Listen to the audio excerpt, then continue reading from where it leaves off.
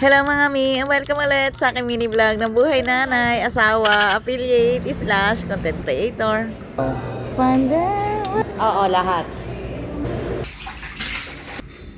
Oo, walang sabaw na.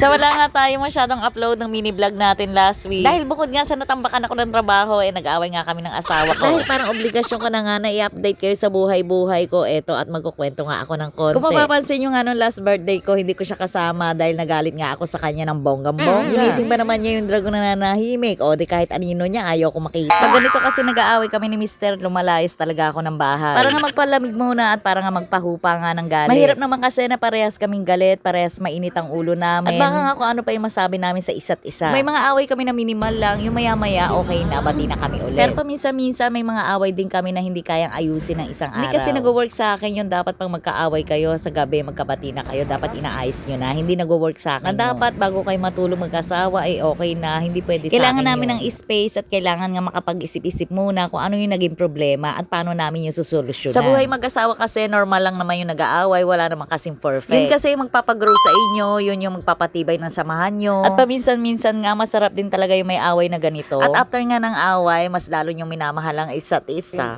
Uy, landi na naman. Pwede ba yun for take out? Take out lahat? Oo, lahat. 1.8? Okay lang.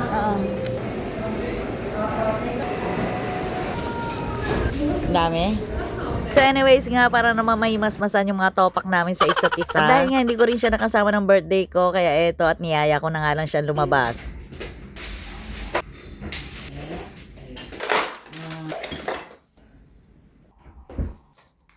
Marami yun. Tapos ito. Ang malaki.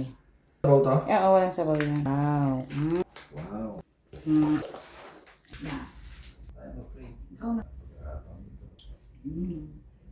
Plano ko pa sana kumain kami sa mall na malapit dyan sa pinag-check-inan namin. Power Plant Mall yata yon, kaso nga lang nung tinanong namin sa guard, Diyos mio, ang layo pa. Medyo malayo pa nga yung lalakarin namin at sa gutom ko talaga hindi ko nakakayanin. Kaya naghanap-hanap na nga lang kami na makakainan sa ibaba ng building. So after nga namin kumain, tumambay kami dito sa may balcony. Na sobrang ganda nga pagmasdan yung mga city lights. Nakaka-relax, tapos sabayan pa ng malamig na hangin. Papatuloy mo na ako ng plan. Bali sa araw naman, ganito naman yung itsura niya. At hindi na nga din namin na-try yung ibang amenities niya. Dahil late na nga kami nakapag-check-in at nag-early check-out na nga lang din kami. Dahil magluluto pa nga ako ng pansit at bibili pa nga kami ng cake. Dahil birthday kasi ng kapatid na bunso ng asawa ko. Parang ito na lang kasi yung pinaka-birthday gift namin sa kanya.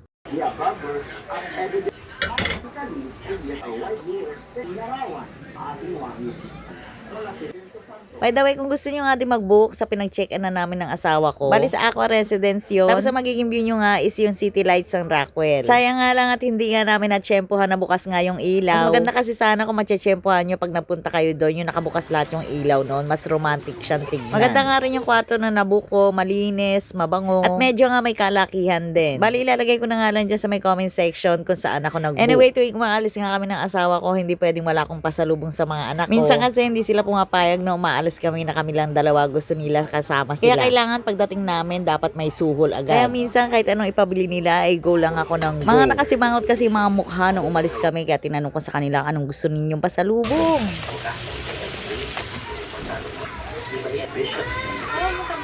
Isa pa dyan, medyo kain complex na makalabas. Ulang ang ginawa dito nila, yung ginatawag nilang simple pa. Pwede na magbigay ng isang pond, isang pond. Dahil kung may discovered na 2 F7, inactive na yung natakot po na tingin pa lang. So,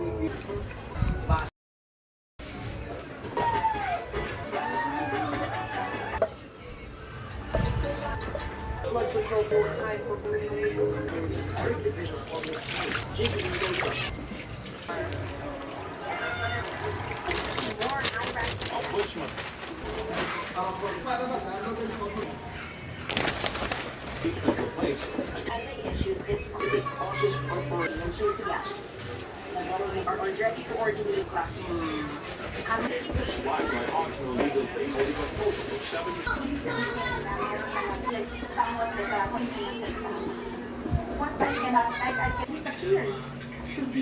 which charged him with Mission Bureau fires.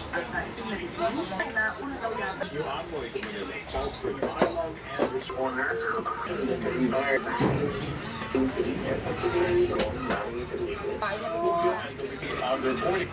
U.S. President PM nations to step up Arctic security.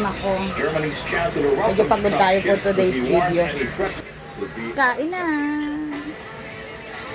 President Medyo maalat.